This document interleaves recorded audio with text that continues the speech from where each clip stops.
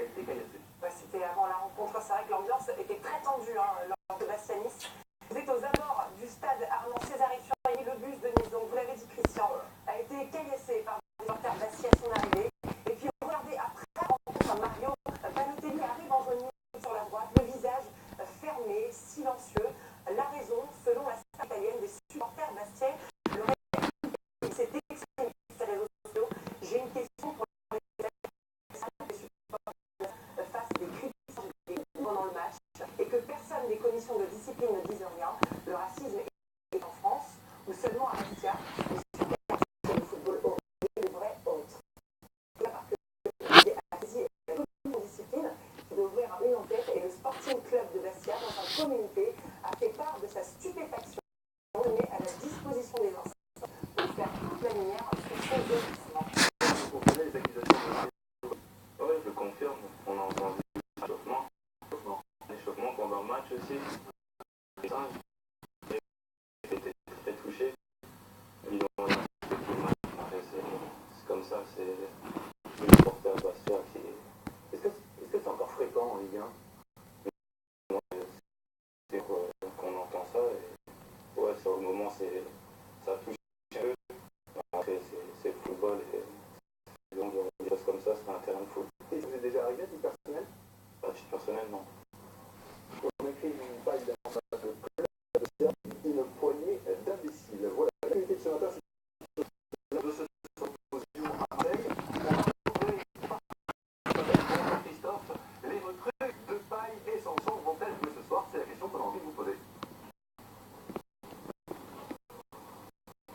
Oui, Memphis Depay, rien dans le groupe de elle qui va partir de l'Olympique de Marseille ce soir. Le qui se dit bien physiquement devrait malgré tout démarrer sur le banc. Depay portera bien, c'est sûr, le maillot de l'OL, même si Jean-Michel Aulas, le président de l'Olympique, affirme que Patrick Kluivert, le responsable du football du PSG, aurait tenté de lutter. On écoute Patrick Kluivert, la réponse de Patrick Kluivert hier à Nantes. J'ai rien dit à M. Aulas. Je connais Memphis très bien, mais j'essaie de signer. J'ai parlé avec lui. Et je suis très content pour Memphis qui joue à Lyon. Vous avez essayé de recruter J'ai parlé avec lui, mais pas directement forcé de le prendre. Le Marseillais, la nouvelle recrue Morgan Sanson devrait commencer l'ancien Montpellierin qui profite de la suspension de William Vainqueur de Rui Garcia dans le groupe de l'OM. Merci Christophe pour de Marseille. Moi je suis contre les stats. Je pense que Marseille peut le faire à Lyon.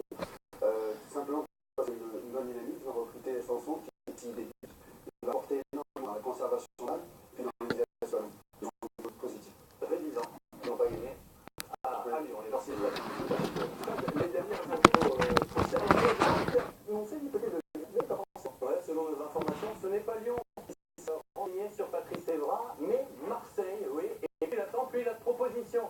Patrice Evra, Valence est toujours intéressé comme Christophe passe, mais c'est pas chaud. Schalke 04, c'est également, tout comme l'OM, donc, qui s'est renseigné sur les positions. Et puis Frédéric, il y a le paquet. Ouais, l'OM a bien formulé une deuxième offre vendredi, le montant 26 millions d'euros. Notamment de 40, flexible en dessous de 30. L'entraîneur des Hammers, Bilic, s'est résolu à perdre Payet, qui s'entraîne toujours avec les jeunes de West Ham. Il n'est pas déjà à Marseille, comme le dit la rumeur. Bref, ça pourrait se conclure cette semaine entre 30 et 35 millions d'euros. Et puis une dernière transfert qui va vous intéresser. Alassane, selon les infos, Nice souhaiterait le prêt de Clément Grenier. C'est une bonne chose? Ça serait une bonne chose, c'est un très très bon joueur. Il joue pas à Lyon, donc s'il peut se relancer à Nice, ça nous ferait énormément de bien. Et vous êtes passé par Lyon, vous avez parlé en plus, Clément Grenier. Avec Les infos, il vous a appelé? non. Vous êtes preneur en tout cas. En haut du classement, il y a bien sûr aussi Monaco et son attaque de feu. Les Gasques vont jouer à 17h contre Lorient. Julien Ménard a rencontré cette semaine Mbappé et Daniel Subasic, le gardien. Les Monégasques peuvent-ils être champions de France? La question qu'on se pose. Monaco s'impose 4-1 Daniel ici. Une de plus, d'efficacité, de talent. En 2017, l'équipe la plus spectaculaire de Ligue 1 et même d'Europe est toujours monégasque. Les adversaires, eux, sont toujours impuissants. Ils ont encore fait une grosse super d'équipe, donc on peut pas nier. Impressionnant. Comme un futur champion, On sait ce qu'on veut et on sait où on veut aller. 60 buts en 20 journées, 3 buts par match. Monaco est la meilleure attaque du continent. Ni Liverpool, ni Barcelone, Voilà. ni Arsenal ne sont aussi prolifiques dans leurs championnats respectifs. Et toute compétition confondue, seul le Real Madrid a marqué plus de buts depuis le début de saison. La trêve hivernale n'a rien changé, ce qui surprend même le champion de France 2000 avec Monaco. Observateur attentif de son ancien club. Monaco joue bien. J'ai eu l'impression d'avoir un petit coup de mou par rapport à cette trêve hivernale, mais ils ont bien répondu à Marseille et je crois qu'on peut compter sur eux. Ils ont les joueurs pour gagner le championnat.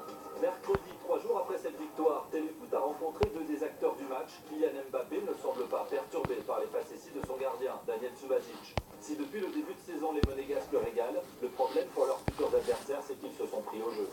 Aussi, c'est un régal. On prend vraiment beaucoup de plaisir. Cette année, on a un clip Voilà. au niveau pour gagner un trophée. À mi-championnat, les Monégasques sont de plus en plus attendus, sollicités, scrutés. Aucun problème. On n'a pas de pression à avoir. Donc je pense que la pression, elle sera sur nos concurrents, pas sur nous. Puis à Monaco, la pression elle est différente qu'à Marseille ou à Paris. C'est vraiment plus relâché. Et, la pression, ils l'ont que médiatiquement. Mais après, en dehors, je pense pas qu'ils aient une grosse pression. Deuxième à un point de Nice, les joueurs de la Principauté accueillent à 15h Lorient, 19e, pour reprendre la tête du championnat. Quand on a goûté à la place de leader, Vous cherchez. Ouais, la première place, tu vas essayer de garder la première place. On va essayer Et avec toute notre force, avec toute notre motivation. on va mettre celui-là. en visite dans une école primaire jeudi, Bonjour à tout le monde. Bernardo Silva tient le même discours que son entraîneur. Ils y sont et comptent bien y rester.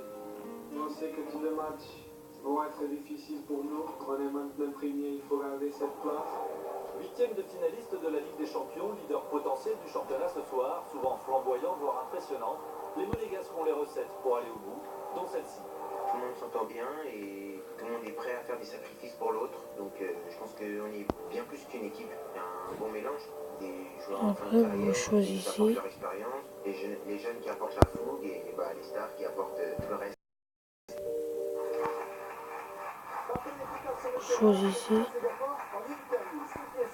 C'est que Monaco a pris de valeur considérable ces dernières années. Voilà, selon les Attention. infos, le style de Monaco vaut 400 Je vais. millions d'euros. Regardez le détail, vous découvrez la valeur de chaque joueur aujourd'hui. Les plus sollicités, tous les joueurs à 30 millions d'euros ou plus, comme Sidibé, suivi par Man City, Bernardo Silva, suivi par Man United. À l'achat, mon joueur valait 130 millions d'euros, montant aujourd'hui multiplié quasiment par 3. Une équipe composée à 80% Là, ça cherche. Luis Campos, l'ancien directeur sportif monégasque aujourd'hui à Lille. C'est pour ça que vous l'avez pris à Lille, Gérard? Pour faire des plus-values? Non, c'est parce qu'il est exceptionnel. J'appuie là. Je l'ai pris à Lille. C'est de quoi il Et vous est attendez. pas simplement à Monaco, même dans d'autres clubs, des grands clubs, il a réussi à faire la différence. Et Lille, c'est vrai qu'on a un projet en tête qui est ambitieux. Et quelqu'un comme lui, c'est une valeur sûre et quelqu'un qui va pouvoir nous aider énormément. Alors, vous allez passer devant la DNCG la semaine prochaine. Il y a beaucoup de fans de Lille qui vous regardent ce matin. Est-ce Voilà. que vous pouvez les rassurer? Est-ce que votre projet va être validé, vos comptes vont être validés par la DNCG? Il faudra demander à la DNCG. Hein. Je fais tout à fait confiance que ce soit le cas. Ouais. Vous n'avez pas de doute là-dessus? Non, aucun. Quel va être le montant de votre investissement? On n'a pas approché la chose comme ça parce qu'il y a l'achat, il y a différentes autres choses. Mais la réalité aujourd'hui, c'est qu'on a inversé la donne. C'est lui, en fait, qui va nous dire ce qu'il nous faut, qui nous dit ce qu'il nous faut. Et puis sur cette base-là, on va aller se dire. Mais Gérard, mettez-vous à la place des supporters ce matin. Ils veulent du concret, ils veulent des chiffres. Macourt avait annoncé des chiffres, il avait annoncé 200 millions. Donc vous pouvez annoncer aux supporters de Lille ce matin. Moi, je ne suis pas Macourt. Moi, ce que je peux leur annoncer, c'est qu'on aura sans doute 3-4 recrues encore cet hiver. 3-4 recrues d'ici la fin du mercato cet hiver. Et puis après ça, on verra ce qu'il faut en juin. Michel Sédou avait tweeté Sédou des sous, Lopez du PES. Vous en avez du PES? Si on a 3-4 recrues qui arrivent, ouais. Après le projet, il est basé on est comme Monaco, mais c'est un peu ça. C'est-à-dire qu'on a une première saison qui est cette année, on va pas pouvoir faire grand-chose. J'espère que vous avez aimé cette vidéo. C'est juste. Allez. On l'a dit, hein, clairement, le top 5, top 6. Ciao. Et à partir